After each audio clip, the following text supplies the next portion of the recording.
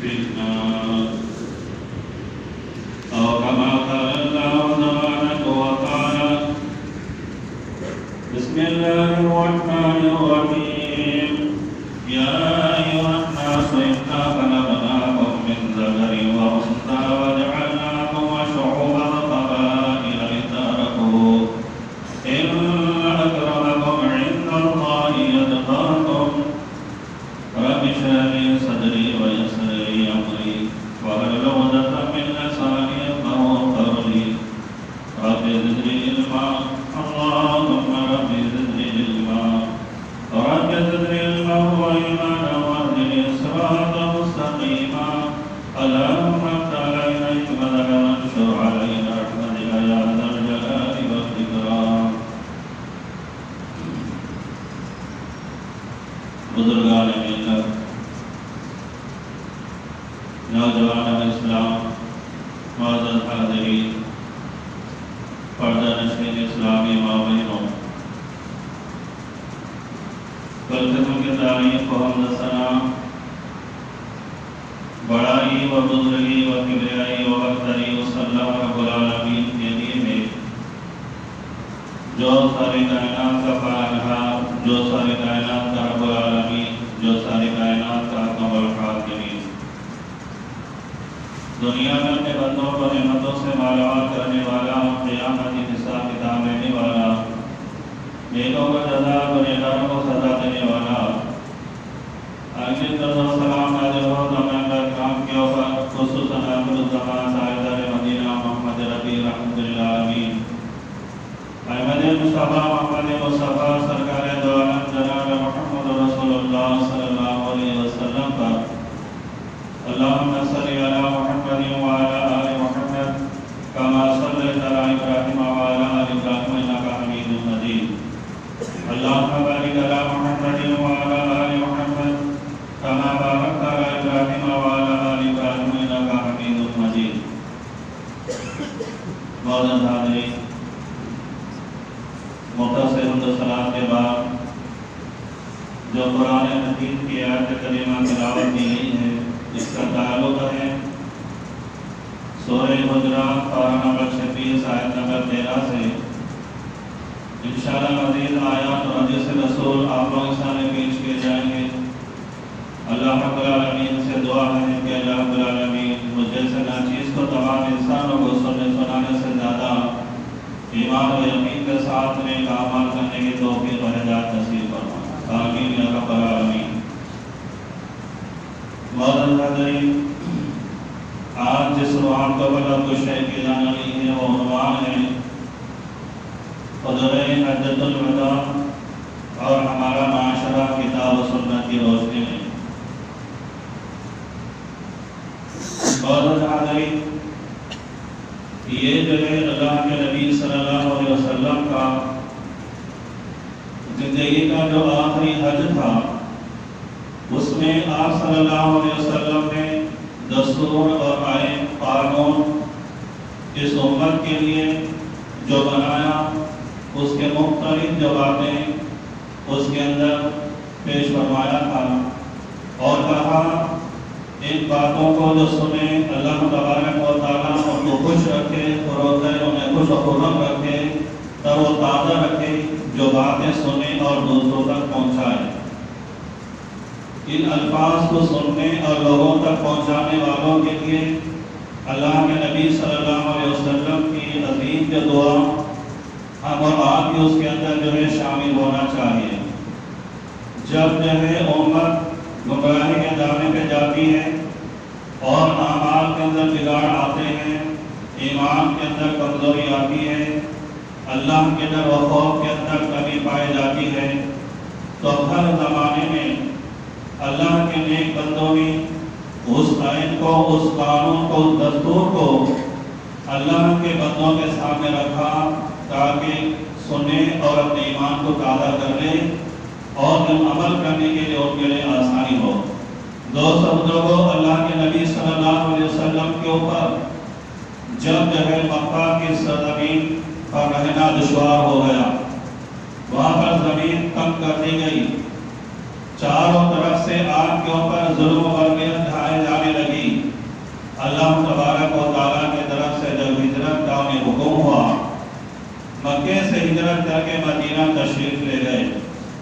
یہ ساری باتیں جو آپ لوگوں کے سامنے جو پیش کی جا رہی ہیں مختلف احادیث جیسا کہ صحیح بخاری اور صحیح مسلم، ترمذی، ابن ماجہ، نسائی، ابو داؤد وغیرہ کے اندر یہ مختلف مقامات پر یہ باتیں درج ہیں۔ تو یہ جو بات حضرت جابر بن عبداللہ رضی اللہ عنہ روایت کرتے ہوئے کہتے ہیں، صحیح مسلم حدیث ابن ماجہ کی حدیث ہے کہ اللہ کے نبی صلی اللہ علیہ وسلم مدینے کے اندر 9 سال کی زندگی گزاری اور کبھی آپ نے حج کا ارادہ نہیں کیا، لیکن جب 10واں سال تھا، ذی القعدہ کا مہینہ تھا، ہفتے کا دن تھا، اللہ کے نبی کریم صلی اللہ علیہ وسلم یہ دن آنے سے پہلے اعلان فرمایا اس سال اللہ کے نبی حج کو لے جانے کا ارادہ رکھتے ہیں۔ یہ سننا تھا کہ جب 1 2 نہیں، 10 20 نہیں، 100 200 نہیں، 1000 2000 نہیں، بلکہ جو ہے 1.5 لاکھ صحابہ کرام رضی اللہ عنہم اجمعین خوشی بخوشی آپ صلی اللہ علیہ وسلم کے ساتھ جڑ گئے کہ ہم بھی جو ہے آپ صلی اللہ علیہ وسلم کے صحبت میں حج کریں گے۔ تو اللہ کے نبی صلی اللہ علیہ وسلم وہی جو ہے 10واں جو سال تھا، ذی القعدہ کا مہینہ تھا، 26 جو ہے تاریخ تھی، ہفتے کا دن تھا، نماز ظہر ادا کیے، اس کے بعد اپنے سفر کا آغاز فرماتے ہیں۔ اسی طرح جو ہے ہفتے کے دن جب سفر شروع ہوا، ہفتہ اتوار، پیر، منگل، چہارشنبہ کا جمعرات، جمعہ، ہفتہ اتوار کے دن اللہ کے نبی صلی اللہ علیہ وسلم اپنی بڑی تعداد صحابہ کرام کو لے کر حرم میں جو ہے داخل ہوئے۔ فجر کی نماز کے بعد صبح کا وقت تھا، آپ صلی اللہ علیہ وسلم نے نماز ادا فرمائی اور عمرے کا جو ہے طریقہ کار جو ہے طواف ہے، سعی وغیرہ ادا کیا۔ پھر وہیں پر جو قیام کیا، 8 تاریخ اور ذی الحج کی یوم ترویہ جس کو کہتے ہیں، اللہ کے نبی صلی اللہ علیہ وسلم مینا کی طرف تشریف لے گئے۔ اب یہاں پر ہمیں حج کے ارکان، حج کا خطبہ دینا نہیں ہے، بلکہ اللہ کے نبی کریم صلی اللہ علیہ وسلم نے وہ باتیں جو آ کر ہمارے لیے نصیحت کی جو بیان فرمائی مختلف مقامات پر، وہ باتیں آپ کے سامنے جو ہے پیش کرنا ہے۔ دوستو بزرگوں، اسلامی ماں بہنوں، اللہ کے نبی کریم صلی اللہ علیہ وسلم نے سب سے پہلے جو الفاظ مسجد قائد کے اندر مینا کے میدان میں جو خطبہ دیا تھا، اس کے اندر یہی بات بیان فرمائی کہ اے لوگوں،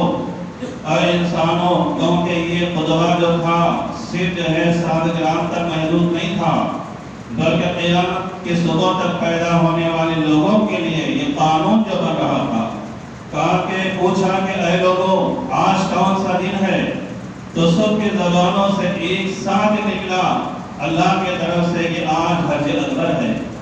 تو اللہ کے نبی کریم صلی اللہ علیہ وسلم نے کہا کہ سنو اور یاد رکھو کہ آج کا دن جس طرح حرمت والا ہے اس شہر میں، اسی طرح جو ہے تمہارا ایک دوسرے کا خون اور ایک دوسرے کا مال، ایک دوسرے کی عزت و آبرو حرام قرار دی جا رہی ہے۔ تو دوستو بزرگوں، کسی کا جو خون کرنا ایک مسلمان کے لیے حرام ہے۔ جب یہ عمل کرتا ہے وہ کفر کے اندر شامل ہو جاتا ہے۔ بعد میں اللہ کے نبی کریم صلی اللہ علیہ وسلم نے یہی کہا تھا، اے لوگوں، میرے جانے کے بعد اپنے اندر تبدیلی نہ لانا، گمراہ نہ ہونا، یہاں تک کہ تم رکوع بیعت کرو اور یہاں تک کہ تم کافر بن جاؤ۔ تو میرے دوست بزرگوں، یہ مسلمانوں کا وتیرہ و طریقہ نہیں ہے ایک مسلمان کے ہاتھ سے کسی کی جان چلی جائے، کیونکہ اگر ایک مسلمان جیسے ایک انسان کا قتل کرتا ہے، وہ ایک کا قتل نہیں کیا بلکہ سارے انسانیت کا قتل کر دیا، اس کے اوپر اتنا بڑا گناہ جو قرار دیا گیا۔ اور مال، ایک مسلمان کسی کا مال نہیں لے سکتا اور کسی کے مال کے اوپر اپنا قبضہ نہیں کر سکتا، کسی کا مال اپنایا نہیں جا سکتا، اس کے اوپر حرام ہے۔ ہمارے اسلاف جس کے اندر بے شمار واقعات ہیں، یہاں پر وہ ذکر کرنے کا موقع نہیں ہے،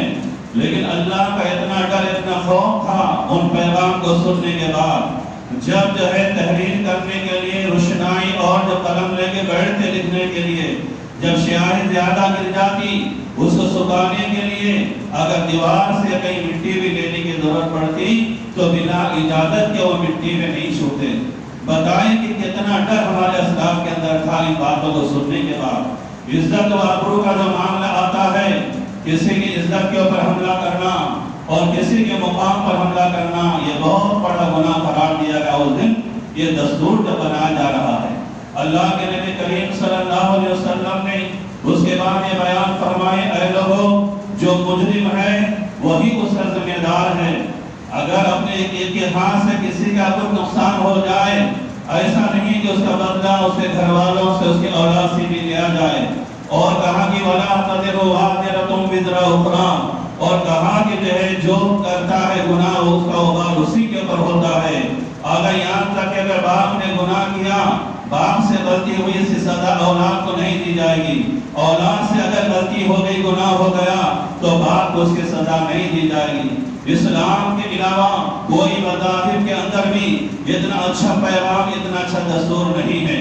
آج پر ہم دیکھ رہے ہیں دنیا کی تاریخ میں، اگر کسی گھر میں کوئی انسان کوئی غلطی کرتا ہے، کوئی جرم کا ارتکاب کرتا ہے، تو آج موجودہ دور میں اس کے بیوی بچوں کو، اس کے ماں باپ کو، اس کے بھائی بہن کو، ان کے خاندان کے لوگوں کو ظلم زیادتی کے ساتھ کی جاتی ہے، انہیں قید کیا جاتا ہے، ان کا مال لوٹا جاتا ہے، ان کی عزت و آبرو کے اوپر حملہ کیا جاتا ہے۔ اسلام ایک ایسا سچا مذہب ہے، قیامت تک آنے والے لوگوں کے لیے پیغام دے دیا۔ اس کے بعد اللہ کے نبی کریم صلی اللہ علیہ وسلم نے فرمایا کہ شیطان جو مایوس ہو چکا ہے، شیطان مایوس ہو چکا ہے اس بات سے کہ عرب کے علاقے میں جو ہے اس کی عبادت کی جائے۔ دوستو، آپ نے دیکھا، جس کا ملاحظہ کیا، سارے عرب کے اندر کہیں کوئی درگاہ نہیں، کوئی قبر نہیں، کوئی کسی کا جھنڈا نہیں، نہ کوئی اور ایسی شیطانی چیز وہاں پر پائی جاتی ہے۔ اللہ کے نبی کریم صلی اللہ علیہ وسلم کے زمانے میں اس کے بعد، لیکن اسلام کے یہ ماننے والے ایسے بدنصیب ہیں کہ شیطان کے چالوں میں چل کر اللہ کے نبی کریم صلی اللہ علیہ وسلم نے جو پیشن گوئی فرمائی تھی وہ کیا تھی کہ شیطان اس بات سے خوش ہوگا، اس بات سے خوش ہو رہا ہے، اس بات سے خوش ہوگا کہ جو ہے چھوٹی چھوٹی جو عبادتوں میں اس کی اطاعت کی جائے گی۔ تو دوستو، عرب کے علاقے میں گانا بجانا ہے، ناچنا کودنا ہے، اسی طرح لباس کے بارے میں اور دیگر چیزوں کے بارے میں شیطانی چال پائی جاتی ہے۔ اللہ کے نبی کریم صلی اللہ علیہ وسلم نے بات آج سے 1450 سال پہلے کچھ کم یہ بات بیان فرمائی اور آج کر ہمارے سامنے واضح ہے۔ اللہ کے نبی کریم صلی اللہ علیہ وسلم نے دوسرے مقام پر یہ کہا، صحیح بخاری کی جیسی حدیث ہے، حضرت جابر عبداللہ رضی اللہ عنہ روایت کرتے کہتے ہیں کہ اللہ کے نبی کریم صلی اللہ علیہ وسلم نے اس 1.5 لاکھ صحابہ کرام کے مجمع کے سامنے یہ کہا، اے لوگوں، جاہلیت کا جو دستور ہے، جاہلیت کے جو رسومات ہیں، جاہلیت کے جو طریقہ کار ہیں، آج میرے دونوں پیروں تلے رون کر قلم منسوخ کرتا ہوں۔ کسی رسم کے اوپر اسلام کے اندر عمل نہیں ہوگا۔ یہ سننا تھا اپنے صحابہ کرام نے اپنے زندگی کے اندر سے جتنے بھی باطل طریقہ کار تھے، رسومات ہو، جتنے بھی جاہلیت کے جو طریقہ کار تھے، ان سارے کے سارے چیزوں کو کان سے سننا تھا، دل و دماغ سے انہیں نکال کر پھینک دیا۔ اس لیے کہ اللہ کے نبی کریم صلی اللہ علیہ وسلم نے فرمایا، من تشبہ بقوم فہو منہم، اگر یہ قوم کسی قوم کے مشابہت اختیار کرتی ہے، ان کے ساتھ جو معاملہ کیا جائے گا سزا و عذاب کا، ان مسلمانوں کے ساتھ بھی وہی عمل کیا جائے گا۔ صحابہ کرام کے اندر اتنا ڈر و خوف تھا، انہوں نے اپنی زندگی کے اندر سارے کے سارے طریقے نکال دیے۔ دوستو، کیا آج ہمارے لباس میں، ہمارے رہن سہن میں، ہماری عبادتوں میں، ہمارے شادی بیاہ میں، ہمارے کاروبار و تجارت میں، ہمارے لین دین کے اندر کتنے ایسے باطل قوموں کے طریقہ کار ہمارے مسلمانوں کے اندر موجود ہیں؟ دوستو، پھر اللہ کے نبی کا جو دستور اللہ کے طرف سے جو عطا کیا گیا تھا، کیا مسلمانوں کے لیے عمل اس پہ کرنا نہیں ہے؟ دوستو، عمل کرنا چاہیے۔ اگر عمل نہیں کیے تو پھر کل قیامت کے روز اللہ رب العالمین کے پاس سزا حاصل کرنے کے لیے تیار ہو جانا چاہیے۔ اس کے بعد اللہ کے نبی کریم صلی اللہ علیہ وسلم نے فرمایا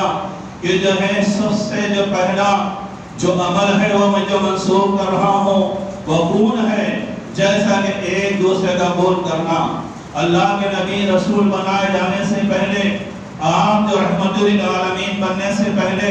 دنیا کا یہ طریقہ کار تھا، قتل و غارت گری خون کرنا عام تھا۔ اگر ایک خاندان میں جیسا کہ تائرے اور جو ہے تائرے چچیرے جو بھائی مل کر ایک جو خاندان جو بنتا ہے، اگر اتفاق سے کوئی دوسرے خاندان والے اگر اس خاندان کے ایک فرد کو عورت یا مرد ہو اگر قتل کر لیا، ان کے اوپر فرض جو بن جاتا تھا وہ جو ہے سالوں مہینوں صدیوں کے اندر یہ خاندان والے اس خاندان سے بدلہ لیتے تھے۔ جب تک بدلہ نہیں لیتے تھے انہیں چین و سکون نہیں ملتا تھا۔ ان کے لیے بہت غیرت کی بات تھی اگر بدلہ نہ لیا جانا۔ جب یہ خاندان والے بدلہ لے لیے تو پھر وہ خاندان والے جو ہے اس خاندان سے بدلہ لیتے تھے۔ چھوٹی چھوٹی بڑا لڑائی کے اوپر باتوں کے اوپر لڑائی ہوا کرتی تھی۔ اگر دیوار کے اوپر بلی بیٹھی اس سے اگر کوئی نقصان ہو گیا، اگر کسی نے مار دیا، وہ انسانوں کے جانیں وہ لیا کرتے تھے۔ لیکن اللہ کے نبی علیہ السلام کا جو دستور جو بن رہا تھا اللہ کے طرف سے، تو اس نے کہا کہ جو ہے یہ سارے کے سارے قرآن جو ہے معاف ہیں، قلم ہے، منسوخ کیے جا رہے ہیں۔ تو 1.5 لاکھ جو ہے صحابہ کرام کا جو غفیر تھا وہ جو اس کے اوپر عمل کرنا شروع کر دیے، اور سارے کے سارے لوگوں کے درمیان جو اختلاف چل رہا تھا خون کا بدلہ انہوں نے وہیں پر جو ہے چھوڑ دیا۔ آج ہم اور آپ مسلمان ہیں کہ قرآن کی آیت سنتے ہیں، حدیث رسول سنتے ہیں، آپ اور ہمارا ایمان اتنا پختہ نہیں ہے، ہمارا دل اتنا پختہ نہیں ہے کہ اللہ اس کے رسول کی بات سن کے اس کے اوپر ایمان لائے اور عمل کرے۔ اللہ کے نبی صلی اللہ علیہ وسلم نے سب سے پہلے عمل کرنا شروع کیا، اعلان فرمایا میرے خاندان کا جو خون ہے، میرے چچیرے بھائی ربیع بن حارث ان کا بیٹا جو دودھ پی رہا تھا قبیلے بنو سعد میں، تو قبیلے حذیل نے اس بچے کو دودھ پینے کے ایام میں قتل کر دیا تھا۔ میرے خاندان کے اوپر خون تھا بدلہ لینا، لیکن آج میں اس کو معاف کر رہا ہوں، اسے قلم منسوخ کر رہا ہوں، اب کوئی بدلہ نہیں ہوگا۔ سارے کے سارے صحابہ کرام بھی جو اس کے اوپر عمل کرنا شروع کر دیے۔ کسی کی مجال ہے یہ الفاظ سننے کے بعد اپنے خاندان قبیلے اپنے گھر کا خون کا بدلہ کہیں تاریخ نہیں ملتی دوستو، لیکن آج ہمارے اندر عزت کا خون کیا جا رہا ہے، مال کا خون کیا جا رہا ہے، اور یہاں تک کہ ہر چیز کا جو خون کیا جا رہا ہے، غیر جو غیر ہم جیسے مسلمانوں کے اندر یہ چیزیں پائی جا رہی ہیں۔ تو کیا وہ دستور آ کر ہمارے لیے عمل کرنے کے لیے نہیں تھا؟ ہم کو عمل کرنا چاہیے۔ دوستو بزرگوں، ہم سب سارے کے سارے گنہگار ہیں، کوئی جان بوجھ کر کیا یا انجانے میں کیا،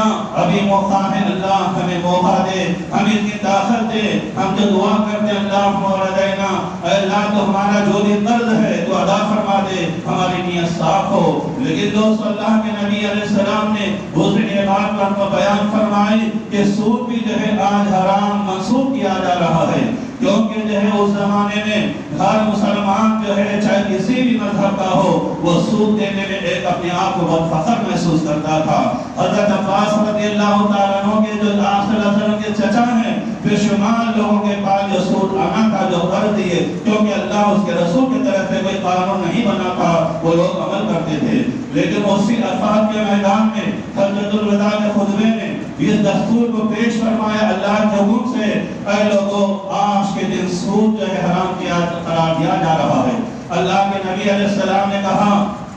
کہ سب سے پہلے آج میرے چچا عباس کا جس کے پاس یہ جو سود آنا ہے وہ قرض اور منسوخ کر رہا ہوں، اب جو ہے کوئی سود نہ لے گا اور نہ کوئی دے گا۔ اور کہا کہ اگر کسی کے پاس سود آنا ہے ظلم کر کے سود نہ لے، اصلی مال لے لے۔ جس کے پاس اصلی مال ہے وہ ظلم نہ کرے بلکہ وہ مال واپس کر دے۔ اگر جس کے پاس حقیقی مال آنا ہے وہ بھی ظلم نہیں کرے گا، جو دینا ہے وہ بھی ظلم نہیں کرے گا، اور سود جس کے پاس آنا ہے وہ بھی اس کو معاف کر دینا چاہیے، جو سود آنا ہے وہ بھی اس کو معاف کر دینا چاہیے۔ سب سے پہلے کہا کہ میرے چچا عباس کا جو سارا کا سارا سود آج میں معاف کر رہا ہوں۔ مسلمانوں، اللہ کے نبی کریم صلی اللہ علیہ وسلم نے قرض کے بارے میں جو بات بیان فرمائی، اگر کوئی دنیا کے اندر 1 درہم ایک دینار 1 روپیہ اس سے بھی کم اگر کوئی قرضدار ہے اس دنیا کے اندر معاف کرا لے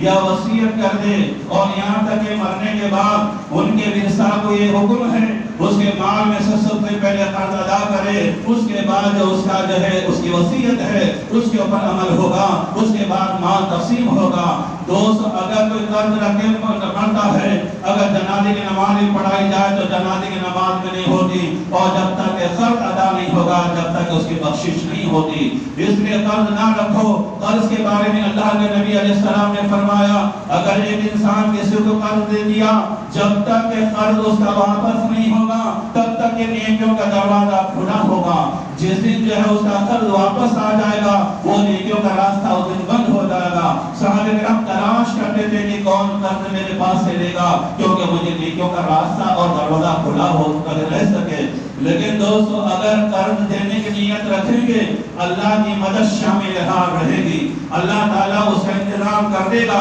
اللہ اس کا ضامن ہوگا۔ اگر کوئی ڈبانے کی نیت کرتا ہے تو پھر دنیا تو گزر جائے گی، یہ مال کے والے دوسرے ہو جائیں گے لیکن خود آخرت میں پکڑا جائے گا۔ اس کو یاد رکھنا چاہیے۔ اس کے بعد اللہ کے نبی کریم صلی اللہ علیہ وسلم نے فرمایا فَاتَّقُوا اللَّهَ فِي النِّسَاءِ۔ اس دوران خطبے کے اندر ایک بات بیان فرمائے اے لوگوں عورتوں کے معاملے میں اللہ سے ڈرو، عورتوں کے معاملے میں اللہ سے ڈرو۔ یہ کیوں کہنے کی ضرورت پڑی دوستو؟ اس وقت اللہ کے نبی آنے سے پہلے آنے کے بعد بھی وہاں پہ طریقہ کار یہ تھا کہ جو ہے حصے شوہر کے اپنے نکاح میں جو بیوی یا بیویاں ہیں ان بیویوں کو جب چاہے جب مارکیٹ میں لے جاتا یہ فروخت کرتا کہ اتنے میں ہے اتنے میں ہے، اس کو بیچ دیتا، اس کے بعد دوسرے اور کو خرید کے لاتا۔ اتفاق سے کسی کے گھر میں بیٹی پیدا ہوتی تو اس کو زندہ درگور کر دیا جاتا، مٹی میں گاڑ دیا جاتا۔ اگر جو اتفاق سے جو ہے اگر وہ چوری چھپے پڑی بھی ہو جاتی تو جب تک کہ اس کی جان نہ لے تب تک اس کو چین و سکون نہیں آتا بات کو، اس لیے کہ میری بیٹی رہے گی تو کل میرا داماد آئے گا، اور یہاں تک کہ سب سے شرمندگی کی بات ہے اگر اتفاق سے کوئی بیوہ ہو جاتی، کسی کا شوہر مر جاتا، اس عورت کو شوہر کے اس لبڑیوں کو جلا کر کھاٹ میں جیسے کہ مردے کو جلایا جاتا عورتوں کو بھی جلا دیتے تھے، لیکن باپ اور ماں دیگر رشتہ دار کوئی زبان کھول کے کوئی کہنے کا ان کو حق نہیں تھا، اور یہاں تک اتفاق سے کوئی نہ جلایا اس کے اوپر ظلم و زیادتی کی جاتی، اس کا چہرہ دیکھنا منحوست کا سمجھا جاتا۔ اور آج بھی اگر کوئی بیوہ ہو اس کے ساتھ کوئی خیر کا کام نہیں کراتے، یہاں تک کہ صورت دیکھنے کے لیے تیار نہیں ہوتے، یہاں تک کہ چادر اڑا کے سارے جسم کے چیزیں اتار دیتے ہیں شوہر مرنے کے بعد، یہ غیروں کا طریقہ کار ہے، اسلام کے اندر حرام ہے اور منع ہے۔ فَاتَّقُوا اللَّهَ فِي النِّسَاءِ کہ اللہ سے ڈرو عورتوں کے بارے میں، کیونکہ تم نے اللہ کی آیتوں سے حلال کیا ہے،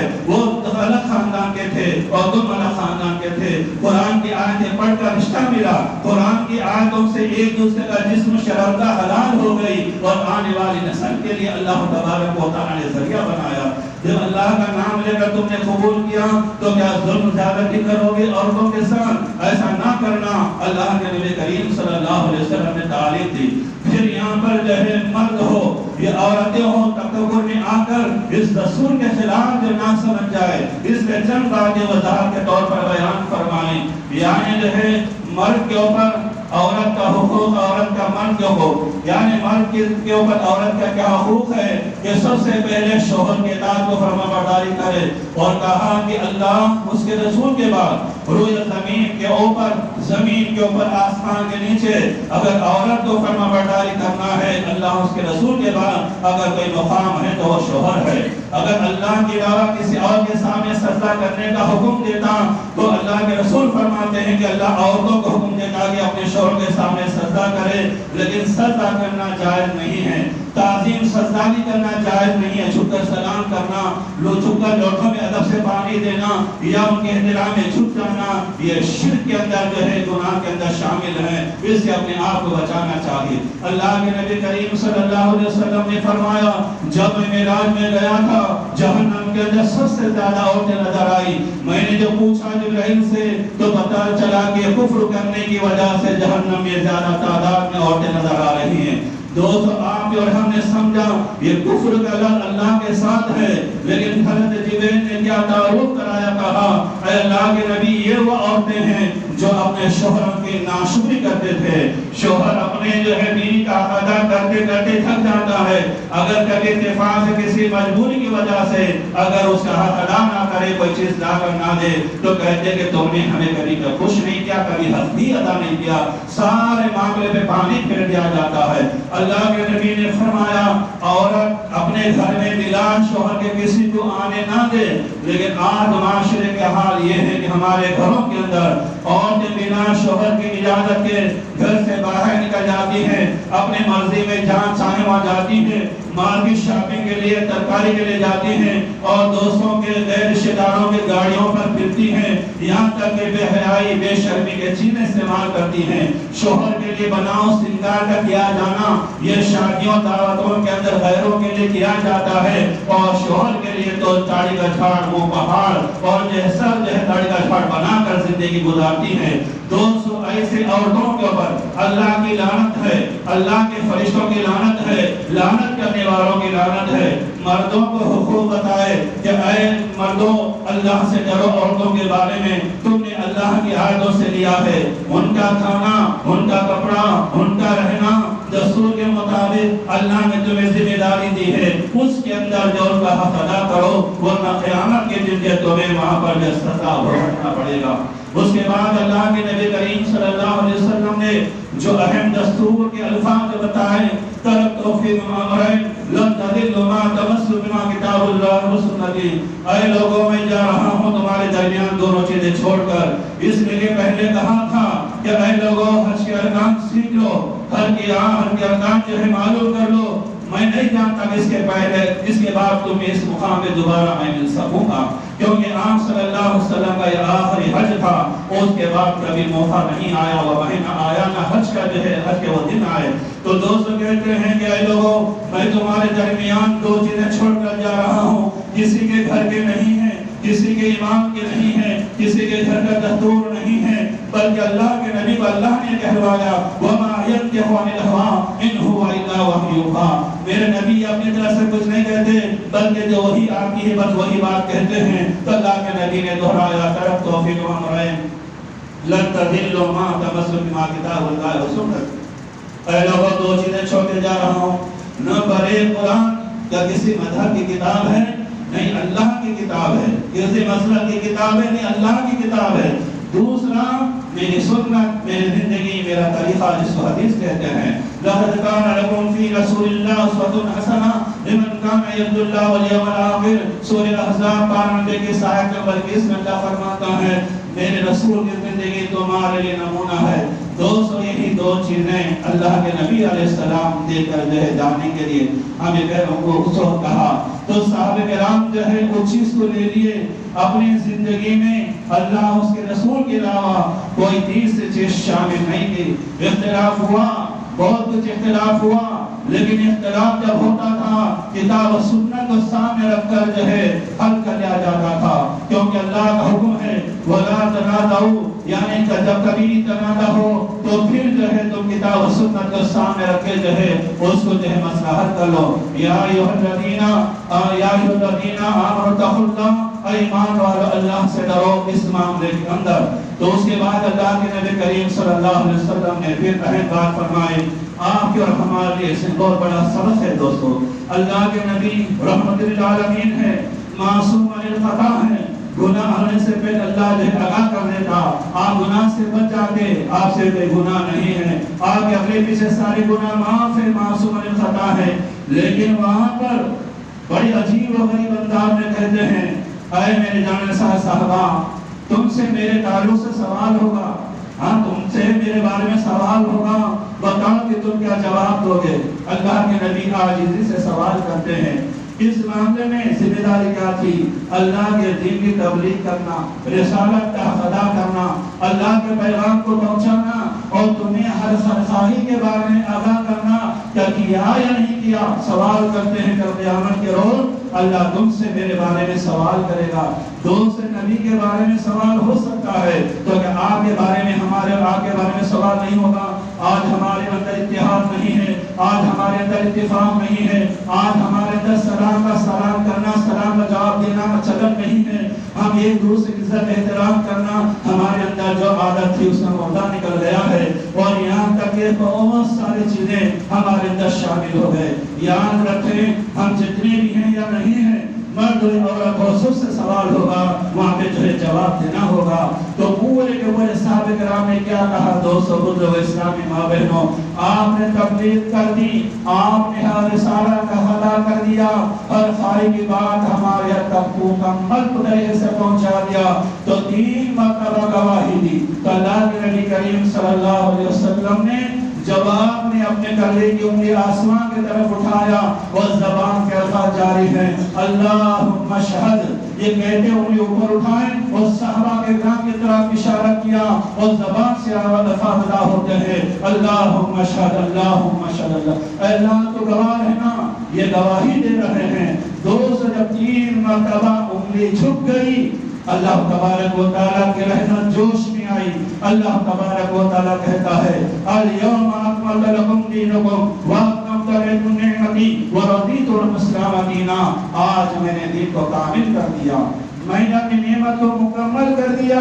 اور بطور دین کے پسند کیا کس کو؟ اسلام کو۔ دوستو بزرگو، یہ اسلام کسی مذہب کا نہیں ہے، یہ اسلام کسی مسلک کا نہیں ہے، کسی کے گھر کا نہیں ہے، کسی ملک کا نہیں ہے، بلکہ سارے جو ہے دنیا کے لیے یہ جو رحمت بن کر آیا ہے، یہ سب کے لیے دستور ہے۔ جو اس کے اوپر ایمان ویسے لا کے عمل کرے گا وہ جنت میں جائے گا۔ اس کے بعد اہم بات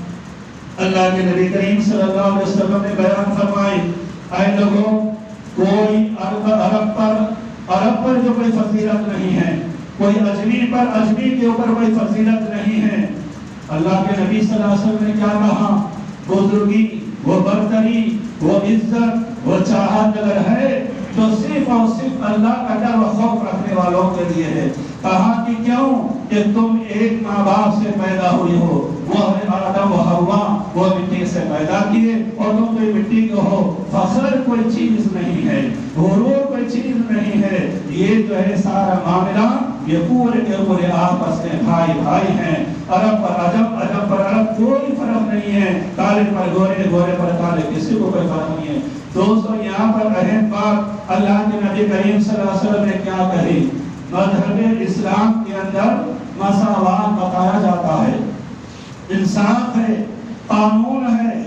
اللہ اس کا ہے، اللہ کا رب ہے، اور اس کے رسول کی رسالت قیامت تک کے لیے ہے۔ دوستو لوگوں، یہ آیت پڑھی، وَمَن يَبْتَغِ غَيْرَ الْإِسْلَامِ دِينًا فَلَن يُقْبَلَ مِنْهُ وَهُوَ فِي الْآخِرَةِ مِنَ الْخَاسِرِينَ۔ یہ سورہ آل عمران آیت نمبر 85 80 پر 85 پڑھ لیں۔ اللہ کیا کہتا ہے؟ اسلام کے علاوہ اگر کوئی دوسرا مذہب تلاش کرتا ہے، اللہ کے پاس وہ باطل ہے، اللہ کے پاس قابل قبول نہیں ہے، وہ فی الآخرۃ من الخاسرین۔ اسلام کے علاوہ کوئی بھی مذہب، کوئی بھی مسلک دنیا میں عمل کر لے، وہ مان کر تو آخرت میں کوئی فلاح وہ محمود و کام آنے والا نہیں۔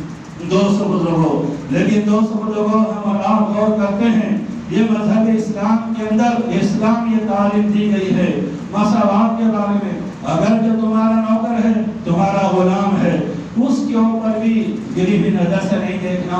ریا کی نظر سے نہیں دیکھنا، اس کو گرا کر بری نظر سے نہیں دیکھنا، حقارت کی نظر سے نہیں دیکھنا، بلکہ تم کھاؤ وہی کھلاؤ، ویسا ہی جو پہنو ویسا ہی پہناؤ، اس کو عزت دو۔ اسی کہ اللہ کا بندہ ہے، رسول کا امتی ہے، آدم کی اولاد ہے، تمہارا وہ بھائی ہے۔ تم آج غلام و نوکر تمہارے سامنے ہیں، کل تم بھی غلام نوکر ہو سکتے ہو۔ یوسف علیہ السلام کے بارے میں نہیں دیکھا، بلال حبشی کے بارے میں نہیں سنا۔ دوست مساوات کے بارے میں جب بات آتی ہے، حضرت عمر خطاب رضی اللہ عنہ جب بیت المقدس فتح کرنے کے لیے چلے، تو وہاں پر جب قریب جو پہنچتے ہیں تو غلام جو ہے سواری پر ہے، حضرت عمر جو ہے پگا پکڑے ہوئے ہیں۔ وہ لوگ جب آئے قریب، یہ جو ہے جان کے اوپر جو بیٹھے ان کو سمجھتے ہیں کہ یہ مسلمانوں کے امیر ہیں، وہ کہتے ہیں میں نہیں، وہ ہے۔ جب تحقیق کیا تو پتہ چلا جو مساوات تھوڑی دور جو ہے اوپر بیٹھنے والا وہ جو بیٹھے گا تھوڑی دور پکڑ پکڑ چلنے والا چلے گا. تو اتفاق سے قریب میں باری آئی غلام کے اوپر بیٹھنے کی اور انتا باری آئی پکڑ پکڑ چلنے کی. تو دوستو یہ مسئلہ دے کر جو ہے فتح ہو گیا، نہ تلوار نکلے نہ تیر نکلے. اسی وجہ سے جو کہتے تھے کہ دیکھو تاریخ اٹھا کے اللہ کے نبی جو مکہ سے نکلے تھے ایک کو لے کے نکلے تھے، وہ تھے حضرت ابو صدیق رضی اللہ عنہ. جب بدر میں جب پہنچے 313 تھے،